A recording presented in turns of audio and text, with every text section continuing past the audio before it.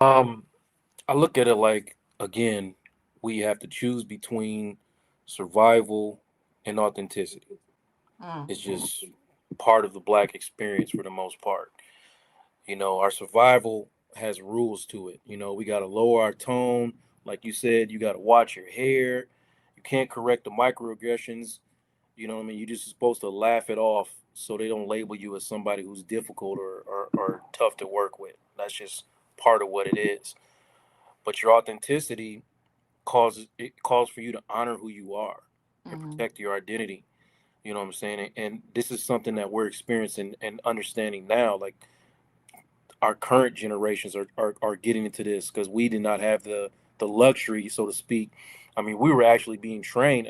I know for myself, I went through an internship program um, that helped people get internships in corporate America, and we actually get trained to basically push your authenticity down if you want to get a job, which is Mm-hmm. understandable. But now we're talking about claiming your space and refusing to shrink, and we told that we can't do both. So when I look at this, I'm looking like from my personal and as a therapist point of view. It's like you want to watch people fight this. I have to watch people fight this internal battle all the time. Yeah. Paycheck or peace. So, Mm-mm. security, or you gotta like your self respect. You know what I mean? And that tug of war is, for unfortunately, it's part of what we're dealing with, and it impacts our mental health in massive ways.